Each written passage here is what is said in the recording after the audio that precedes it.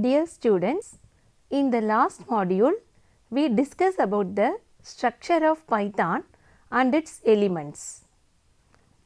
In this module, we are going to see about Python interpreter and how to use Python as a calculator.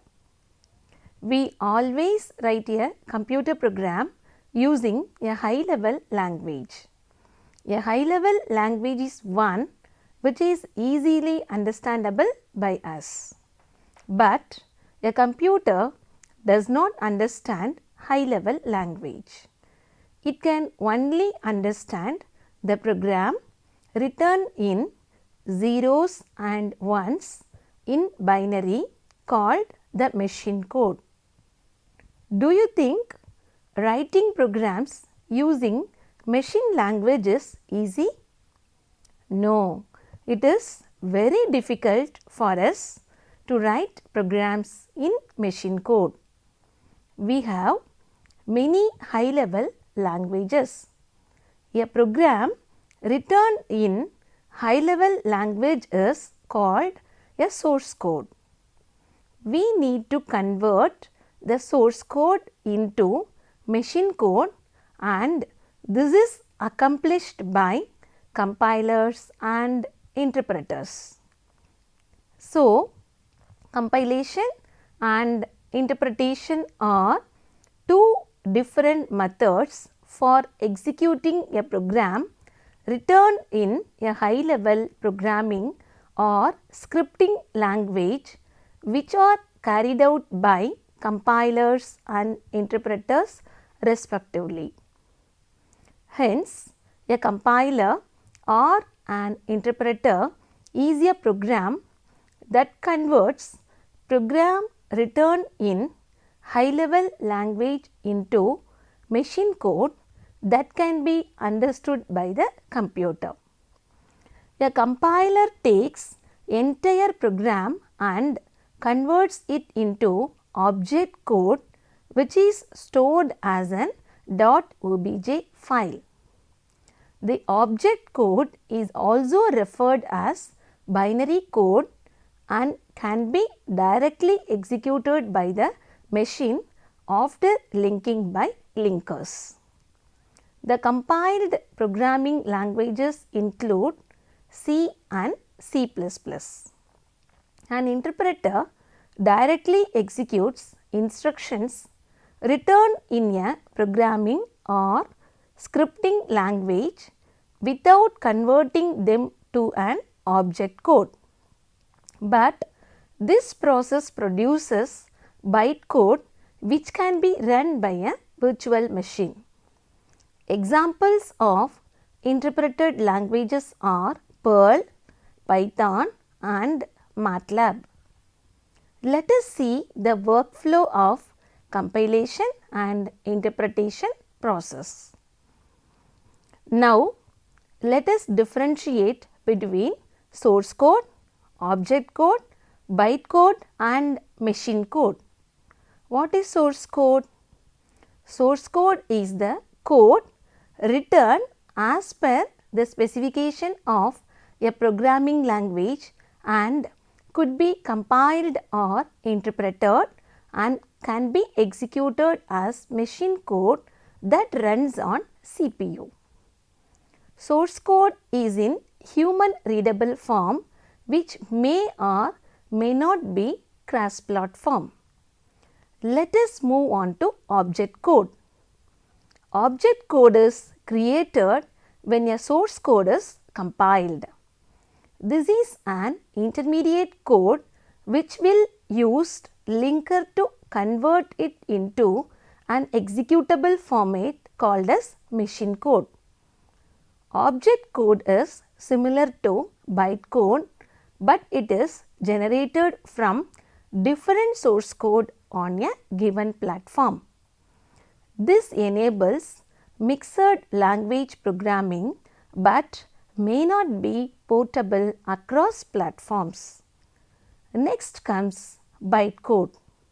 Bytecode is intermediate code between source code and machine code that is executed by a virtual machine. This is a machine independent code which makes bytecode portable across multiple platforms as long as a virtual machine is implemented on that platform.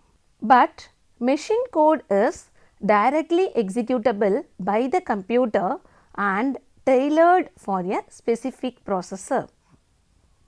Now, coming to Python, it is bit strange in terms of compilation. Remember this word, Python is a compiled interpreted language. When Python program is run, first Python checks for errors in the program. Next, compiles and converts it to bytecode, and directly bytecode is loaded in system memory. Finally, compiled bytecode is interpreted from memory by virtual machine to execute it. Whereas, the languages like C or C++ converts programs to object code and then to machine code and saves them as executables in disk and then user can run. When we execute a Python source code, Python compiles it into a bytecode. Compilation is a translation step and the bytecode is a low level platform independent representation of source code. Note that the Python bytecode is not binary machine code. Actually, Python translates each statement of the source code into bytecode instructions by decomposing them into individual steps. The bytecode translation is performed to speed up the execution. Bytecode can be run much more quickly than the original source code statements. Students, till now we discussed about Python compilation process. Let us see the interpretation process of Python in detail.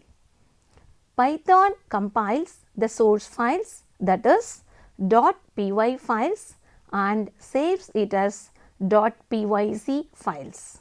So, it can reference them in subsequent invocations. The .pyc contains the compiled bytecode of Python source files, which is what the Python interpreter compiles the source to. This code is then executed by Python's virtual machine. There is no harm in deleting them, but they will save compilation time if you are doing lots of processing. Python is an interpreted language when compared to the compiled one. Compiling usually means converting to machine code, which is what runs the fastest. But interpreters take high level language statement and execute it. They may do this with an intermediate stage. For example, when you run test.py source file, the Python interpreter first looks to see if any test.pyc, which is the bytecode compiled version of test.py exists, and if it is more recent based on the time than test.py. If so, the interpreter runs it. If it does not exist, that is test.py is more recent than it, meaning you changed the source file, the interpreter first compiles test.py and produces test.pyc. A star.pyc file is created for imported modules and they are placed in the same directory containing the .py file. However, no .pyc file is created for the main script for your program. In other words, if you call Python myscript.py on the command line or run from IDLE, there will be no .pyz file for test.py. This is the case with Python 2.x, but in Python 3.x, the .pyz files are saved in a pycache directory. Please do remember that running a script is not considered an import and no .pyz will be created. For example, if you have a script file test.py that imports another module mod1.py, when you run test.py, test.cpython.37.pyz will be created, but no mod1.pyz file will be created since mod1 is imported module. Let us summarize what happens behind the scenes. When a Python executes a program, Python reads the .py into memory and parses it in order to get a bytecode, then goes on to execute. For each module that is imported by the program, Python first checks to see whether there is a pre-compiled bytecode version, that is .pyz, that has a timestamp which corresponds to its .py file. Python uses the bytecode version if any. Otherwise, it parses the module's .py file, saves it into a .pyz file and uses the bytecode it just created. Bytecode files are also one way of shipping Python codes. Python will still run a program if all it can find are .pyz files, even if the original .py source files are not there. Once our program has been compiled into bytecode, it is shipped off for execution to Python virtual machine called PVM. The PVM is not a separate program. It need not be installed by itself. Actually, PVM is just a big loop that iterates through bytecodes one by one to carry out their operations. The PVM is the runtime engine of Python. It is always present as part of the Python system. It is the component that truly runs Python scripts. On Windows machines, the Python installation is usually placed in C:/Python 37, though it may vary from computer to computer. It depends on the path chosen during installation. If you are having any clarification, then refer the previous modules. If you have not chosen Add Python 3.7 to path during installation, then you can add this directory to your path by typing the command set path is equivalent to %path% C:/Python 37 in the command prompt in a DOS. Typing an end of file character, that is Ctrl+Z, at the prompt causes the interpreter to exit with a 0 exit status. If that does not work, you can exit the interpreter by typing the command quit. The Python interpreter installation is already demonstrated in previous module. To open the Python interpreter, type Python in the command prompt as shown. When you start the Python, it prompts for the next command, usually 3 greater than signs. Otherwise, you can also open the interpreter as discussed in our previous module. Python interpreter offers some features such as interactive editing, history substitution and code completion on systems with support for readline. There are 4 steps that Python interpreter performs when you press return.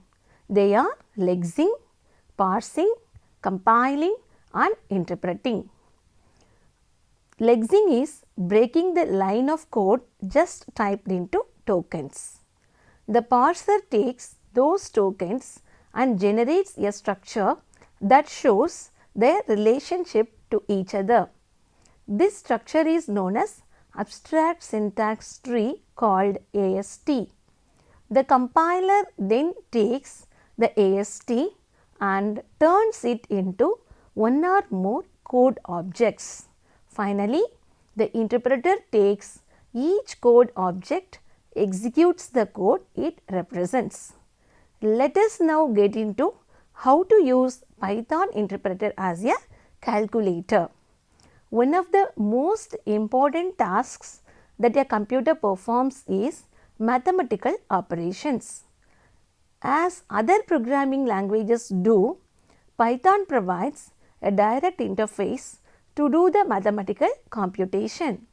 Eventually, an introduction of Python could start by demonstrating how it can be used as a tool for simple mathematical calculations. The easiest way to perform mathematics calculation using Python is to use Shell, the interactive development environment of Python, which can be used as a calculator. To start with, let us perform simplest mathematical functions including addition, subtraction, multiplication and division. Let us see the commonly used arithmetic operators. How to use these operators at the shell prompt to perform calculations. As can be seen from the examples, a simple Python expression is similar to a mathematical expression. An expression involves operands and operators. In programming terminology, numbers, for example, 3, 5, 4 are called literals. Since expressions themselves represent values, they can be used as operands in lengthier expressions. In this example, the sub-expression 21 plus 4 is evaluated first. Its value 25 is added with next literal 2, leading to the intermediate result 27. This value is in turn used for subtracting 6, which ends up with the answer 21. The expression is evaluated from left to right because plus and minus have the same priority, but in general the operators have different priorities. For instance, consider the expression 5 plus 1 star 3. This expression evaluates to 8 because the multiplication operator has a higher priority compared with the plus operator. The order in which operators are applied is called operator precedence, and mathematical operators in Python follow the natural precedence by the mathematical function. For example, multiplication and division have higher priorities than addition and subtraction. The precedence and the associativity of the operators will be discussed in detail in forthcoming module. So, for all the expressions in the discussed examples are integer expressions of which all the operands and the value are integers. But for the expression 4 divided by 3, the real number 1.33 is a more accurate value than 1. In Python, real numbers are typically called floating point numbers. To perform floating point arithmetic, at least one floating point number must be present in the expression which results in a floating point expression. Regardless of operands, when all the numbers in a Python expression are integers, the expression is an integer expression and the value of the expression itself is an integer. However, when there is at least one floating point number in an expression, the expression is a floating point expression and its value is a floating point number. When plus, minus and star operators can all be applied to floating point numbers, resulting in floating point numbers. The type of a literal or expression can be examined by various commands. The command type of x returns the type of x. We call a function with specific arguments in order to obtain a specific return value. Function calls are also expressions which are returned in a form similar to mathematical expression with a function name followed by a comma separated list of arguments enclosed in a pair of brackets. The value of a function call expression is the return value of the function. Intuitively, the return value of a function call is decided by both the function and the arguments of the call.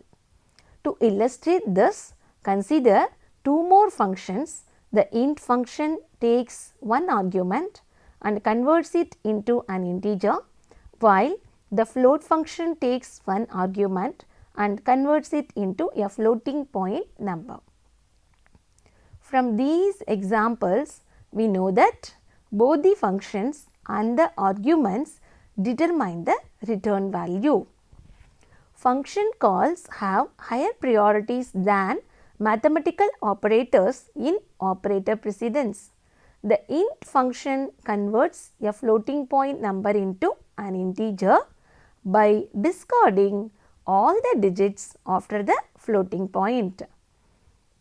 A value can be assigned to several variables simultaneously at the prompt. Now, let us try simple Python programs at the shell prompt.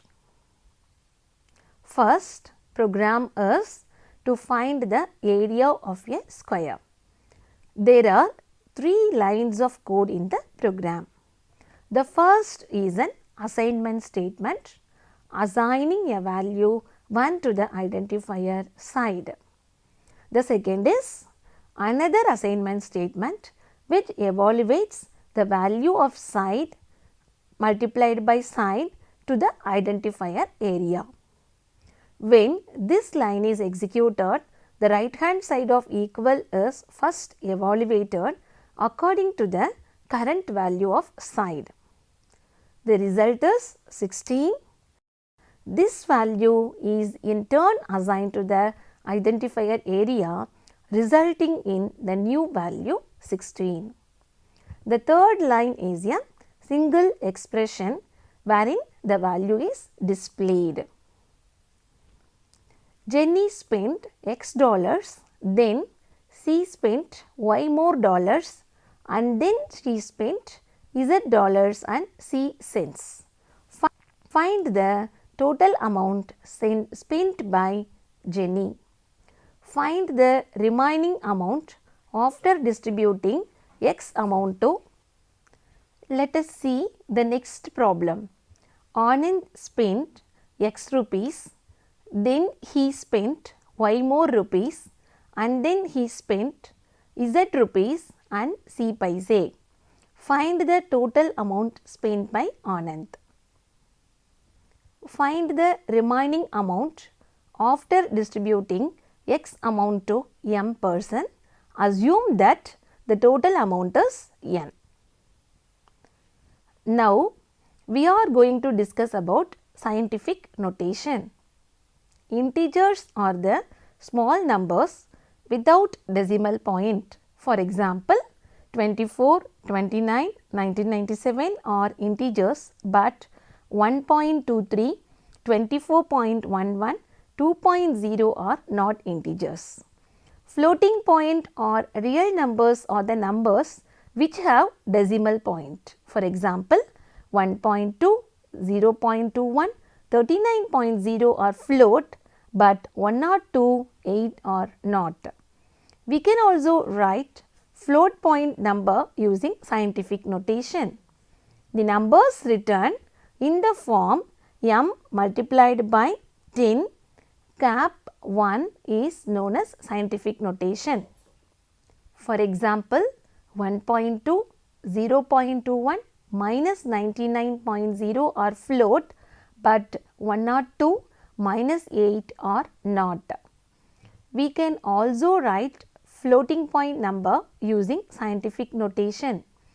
The numbers written in the form m multiplied by 10 power b is known as scientific notation. Scientific notation is quite useful for manipulating very small or very large numbers. For example, float 0.0000000067 can be written in scientific notation as 6.7 multiplied by 10 power minus 8. Python uses a special syntax to write numbers in scientific notation. For example, 0.00000067 can be written as 6.7e minus 8. The letter e is called exponent and it can be written either as small e or capital E. Let us summarize the contents of this module. In this module, we discuss about how to use Python as a calculator. I hope you understood. Thank you. Have a nice day.